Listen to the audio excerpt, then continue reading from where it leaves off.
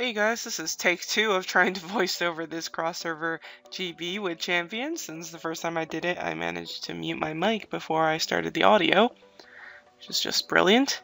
Oh, look at those little tanks, all in a line. Starting out in the tanks is trying to wipe out their tanks, and so the tanks don't become a huge part of the battle. Once we kill off their tanks, it's not like we sit there and stay in the tanks for a long period of time. I would say maybe, well, I guess it depends on what you consider a long period of time. Probably half the battle I was in the tank when I was moving around. But eventually I get attacked so much that I do get out and just end up covering the totems.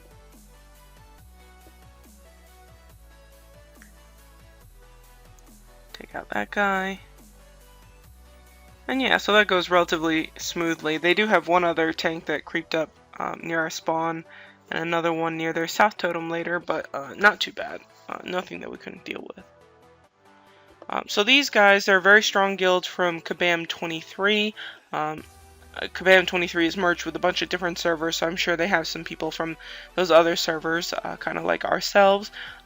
Last Cross-server GB, we were just a very, very small guild. So Shockwave was much, much smaller, and then I think probably toward the end, like right around finals of Cross-server GB, or at least the last session of Cross-server GB, my guild, or my server, got a server merge, and then we had a big guild merge with one of the top guilds from that server, Crazy Train, and so they're with us now, and we've got a lot of strong players from them. A lot of European players though, so the times for Cross-server GB are god-awful, and so you'll see mostly familiar names and then some new faces in our guild, because we only did finals with them last time around.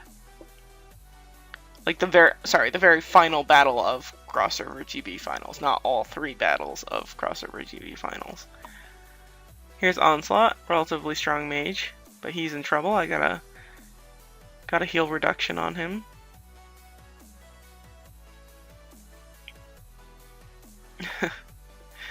And I see Bwin talking in current chat, but eventually he gets busy, just so consumed with talking to people in our guild chat that he doesn't end up responding to Shay trash talking him later. So anyway, those two get into it, and I'm not surprised. Shay is rather mouthy, and so is Bwin, and so put the two of them together, and you get trash talking. They're leaving the tank for a moment to help these guys out, thinking that they were at a little bit more of a disadvantage than they were. Actually, this group could handle these guys just fine without me. Majestic with a fire sylph, that's sort of surprising. Looks like Star Shooter has a wind sylph back there. I didn't even know he had a big wind sylph. Back into the tanks. So in total, I don't think we get anybody after this point. We have 32 participants. I talked to Shay later, and he said they only had 32 also. So we're both sort of just down on players. Of course, I tried to leave in Evil Arrow, who's our highest BR player, and the team that he usually runs with. But Evil Arrow is a very busy guy, and his team is largely consists of European players that, counting on them to make it to an event that's at like 4 or 5 in the morning for them is unrealistic for us. And so anyway, I saved the spots for them thinking they might show up, but they didn't. And anyway, it's a little bit frustrating that some of our players just really can't show up to these events because we are a guild, and it'd be nice to perform well in guild events. At the same time, I understand how annoying those times are. So it's a back and forth where it's like, yes, I'd like you to show up, but yes, I get that it's a terrible time. So anyway, there's not much we can really do about that.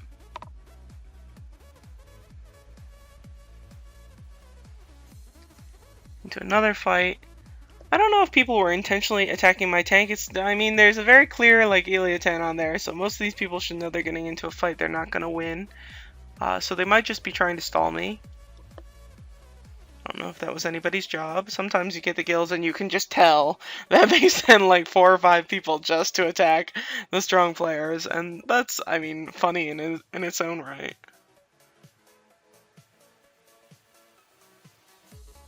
Here I brought Panda. As far as PvP goes, you know, I've been a little bit iffy about Wind Ranger lately. I do like the Wind Ranger a lot. It's great kid, and I really enjoy using him. Definitely for PvE, and for PvP, I'm just sort of a little bit more on the fence lately. I don't know if the bleeds are that big of a deal. I guess I thought that the bleeds would do more to some of the strong players, and they really just don't. I mean, they're good, but they're not like wow. So once the players have, you know, upwards of 1.5 million HP, the bleeds from the Wind Ranger are not that huge of a deal. And but I guess against any strong player, the kid isn't a huge deal. I think for mages or against anybody using a Thor, the kid that stays alive is the kid that's good. And so in that respect, I do like using Panda, my battle oracle. I just thought I would get into a lot of solo situations, you know, solo versus several players in this, which I do, and so having the heal support is kind of nice. Wind Ranger is a much more aggressive kid, and so it has a sort of different sensibility to it. The big Delphic, and we're good to go. My reduced res actually looks not too bad. My dims are okay here. They're not fantastic, they're not awful.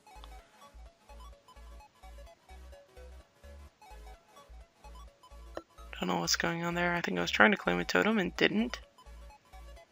We have twice as many points as they do, which is a very good start. Here's Gwendola. That's a relatively familiar face for me, but I was a little bit surprised. I feel like I do know quite a bit of the, you know, like, population from Champions. I definitely have viewers from their guild. I definitely have people that I talk to quite often from their guild, like Shay, who's a good buddy. But yeah, anyway, just a little bit surprised. So I would say it's like 50-50 of familiar faces and people I don't know it at all. And I thought it would actually be more than that. So I am quite surprised. I actually get to have a fight with Shock, which I think there were very few of those. Even though I assigned us to a team together, I'm the one who's sort of flitting around going to different totems. So we always start out where Elio like decides, oh yeah, maybe people should go to these totems together, and then I promptly do not follow my own instructions. In general, it's just good to know, you know, who's going to be in the tanks, who are people that should be at towers or making tower teams, who are, you know, your stronger players, and then who should be going after crystals and collecting crystals, which I think gain very few points, you know, a few points here and there, and then also allow you to summon more tanks if you need them. And so, in general, most of the guild follows along. Of course, you're always going to have some people who either don't care or don't listen or just don't know what they're doing, and that's okay. You know, every guild is going to deal with a little bit of that. If you want to completely, or a guild that's completely on the same page as you, you're going to be in a one-person guild by yourself. So, you know, you just try and get everybody sort of in the right direction and hope everything works out. I think the best plan is a simple but effective plan when you approach things like guild battles and Cross-server GB. If you overcomplicate things, people just don't know where they're going or whatever. And so if you want something specifically done, you have to make sure that somebody's in charge of it and people know where they're going. But in general, just having a good line of communication, either through the chats or through, you know, raid call or TeamSpeak, whatever you guys use, so that people know where they should be and can, you know, maneuver places quickly. That's the most important part. And to have a general strategy. Sometimes you go into things and guilds just don't really seem like anybody is on the same page or knows where they should be, and so that gets a little worrisome. This ends up being a very long fight and a relatively tough one. These guys are not their highest BR players, but definitely up there. Probably all close to, if not over, 4 million BR. Actually, I'm not totally sure about Surgooch, but I think Beautiful Bot and Strat are probably both over 4 million. Got one Freya, so I'm gonna have to deal with these. Oh, where'd the little snowflake shield things go? They're on the players. You can see the little buffs at the bottom, but then the snowflakes don't show. That's weird. I've never seen that before. Getting my Delphic. These guys got Guardian runes on, doing everything to stall me. I am losing health. There we are. Heal runes are just so nice. 50% heal.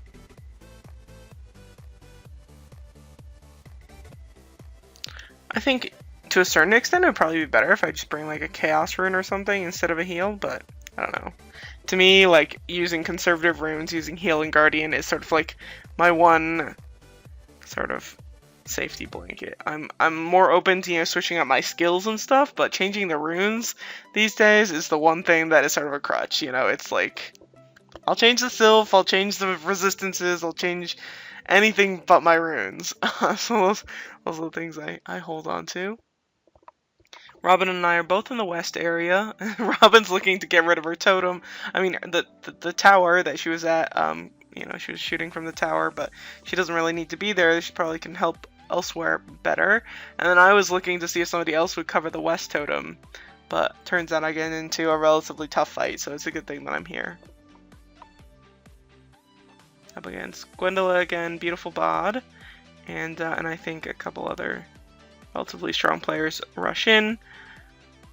So at this point, I'm like, okay, you know, I'll be all right on my own. And then some of the other players start to file in, and I get a bit more concerned. And so I did ask these guys. I don't know if I showed if I ask in guild chat or if I just say it on raid call when somebody come help me. I think this would actually be a tough fight for me to win 1 versus 4. Because somebody else does show up, taking a bit of damage. My resistances are relatively spread out. I knew this guild would have sylphs that were a little all over the place, so I just wanted to go in conservatively. And Crashman shows up.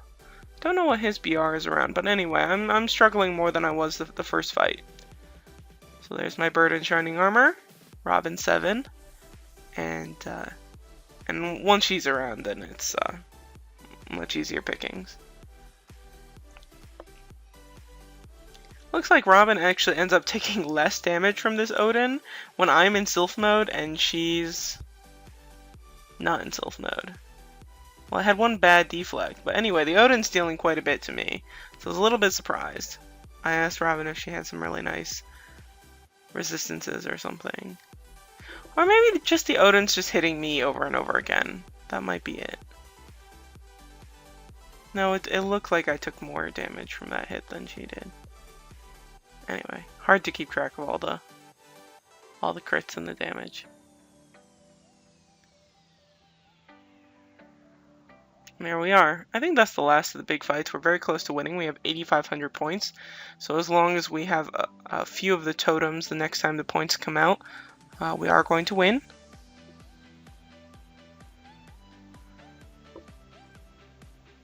I was asking about the totems, what's going on there. And then I end up going to the west totem, which was sort of dumb. Looks like Tyson could use some help here, but probably would have been better off going to one of the totems that wasn't taken yet.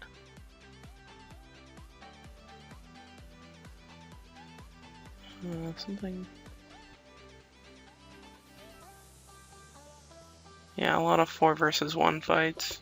That's what Bun was talking about.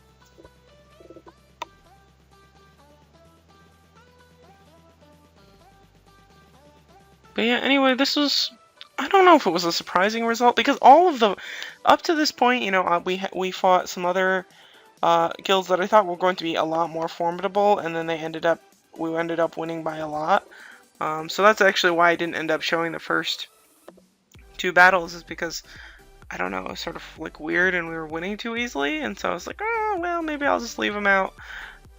This one I did want to leave in just because, I don't know, personal rivalry with this server and sort of this guild. So for me, it's sort of just nice one to put up for sure. Next week we're going to be up against Wolfpack, which is, I wouldn't call them a rival, a long-time guild that beats the crap out of us. So we're going to try very, very hard to beat Wolfpack for the first time. I hope that everything works out and everybody shows up. But this is a very nice job on my guild's part. I do think that it was chalked up a little bit to some of the missing players on the other guilds and also the fact that it was bugging a bit. But a win's a win, and I'm very glad that we're moving on. If we win next time around, I think things will look really good for us in finals, and so for sure we're striving to get that win. So we'll see how it goes against Wolfpack. I don't have any expectations other than it will be a really tough fight. So tune in next week, and thanks for watching. Take care, and have a very good day.